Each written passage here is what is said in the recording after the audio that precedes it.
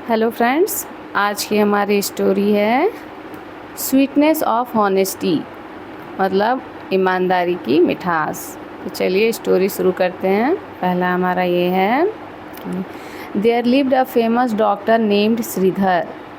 कि एक famous doctor, प्रसिद्ध डॉक्टर रहते थे जिनका नाम श्रीधर था। फेमस मीन्स होता है प्रसिद्ध होना। He died all of a sudden, कि वो अचानक से मर गया। डाई मीन्स मरना होता है, ये इसका पास्ट फॉर्म है। और सडन मीन्स होता है अचानक। His wife Rupali got the sum of ₹10,000 for which he was insured for life. तो उसकी जो वाइफ रहती है रूपाली, उसको सम ऑफ ₹10,000 मिलते हैं, जो कि ही वॉज इंश्योर्ड फॉर लाइफ, जिसने उसे अपने जीवन का बीमा कराया रहता है। इंश्योर मीन्स होता है बीमा कराना। तो अपने जीवन का बीमा कराया रहता है, जिसकी वजह से उसकी वाइफ को ₹10,000 मिलती है। She decided to give the money to a lawyer friend. तो वो क्या डिसाइड करती है कि वो जो मनी है वो अपने लॉयर फ्रेंड को देगी, of his husband for safe investment, अपने हस्बैंड के फ्रेंड को, है ना। डिसाइड मीन्स होता है फैसला करना, यहाँ डिसाइडेड इसका पास्ट फॉर्म है। Our husband for safe investment means होता है निवेश करना। तो जो उसकी वाइफ रहती है रूपाली, वो क्या डिसीजन लेती है कि वो अपने हस्बैंड के जो लॉयर फ्रेंड है उसको इन्वेस्टमेंट के लिए मनी दे देगी।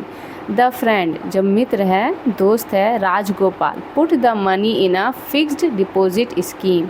तो जो उसका दोस्त रहता है हस्बैंड का, जिसका नाम है राजगोपाल, वो क्या करता है, मनी को फिक्स्ड डिपॉजिट स्कीम, एक योजना है, उसमें फिक्स कर देता है। तो 7 years later Rupali needed money. 7 साल के बाद रूपाली को पैसों की ज़रूरत होती है। नीड मीन्स होता है ज़रूरत, और ये इसका पास्ट फॉर्म है, नीडेड। तो अब क्या करती है, सी आस्क्ड, कि वह पूछती है Rajgopal for the ₹10,000 she had given him. तो राजगोपाल से पूछती है वो जो 10,000 10,000 उसने उसे जो दिए थे। गिव मीन्स होता है देना, और ये गिवन थर्ड फॉर्म है। अनफॉर्चुनेटली होता है दुर्भाग्यवश। Rajgopal had forgotten about the money. तो राजगोपाल जो है वो पैसों के बारे में भूल गया था। फॉरगॉट का पास्ट फॉर्म है फॉरगॉटन, जिसका मतलब होता है भूल जाना। And had misplaced the investment record, और साथ ही क्या रहता है, गलती कर दिए रहता है। जो इन्वेस्टमेंट रिकॉर्ड रहता है, निवेश का जो रिकॉर्ड रहता है, उसको मिसप्लेस्ड कर दिया जाता है। मिसप्लेस्ड मीन्स होता है गलती। He could not refuse the money to Rupali in any way. तो वो क्या करता है, वो मना नहीं करता है। रिफ्यूज़ मीन्स होता है मना करना, तो वो मना नहीं कर सकता है कि रूपाली जो पैसे उसको दिए रहती है। After a lot of contemplation means होता है कि विचार करना, है ना, या चिंतन करना, कि बहुत सारा चिंतन करने के बाद ही paid the money out of his own pocket. तो वो क्या करता है, वो जो पैसे है वो अपने पैकेट से, इट मीन्स उसका जो पैसा रहता है वो उसको पे कर देता है। पेड मीन्स होता है चुकाना, ठीक है, पे कर देता है। तो देखते हैं अगला स्टोरी में नेक्स्ट क्या है। तो उसके बाद क्या होता है कि the deposited money matured in 15 years into a tidy sum of ₹50,000। तो जो डिपॉजिटेड जमा जो पैसे हुए हैं वो परिपक्व हो जाते हैं 15 साल में। मैच्योर्ड मीन्स होता है परिपक्व होना। इनटू अ टाइडी सम, लगभग कितने, 50,000, 50,000 के आसपास, है ना। The investment company informed Rupali about her matured policy. तो जो इन्वेस्टमेंट निवेश कंपनी होता है वो उसको इन्फॉर्म में सूचित करता है रूपाली को कि उसका जो पॉलिसी है वो मैच्योर हो चुका है, परिपक्व हो चुका है। This came as a surprise to Rupali. तो यह रूपाली के लिए क्या रहता है, सरप्राइज हो जाता है, ठीक है, आश्चर्यचकित रहता है। And so she made further inquiries. तो वो अब क्या करती है, इसके आगे की इंक्वायरी मीन्स होता है पूछताछ करना, है ना, इसके आगे की जानकारी लेती है, पूछताछ करती है।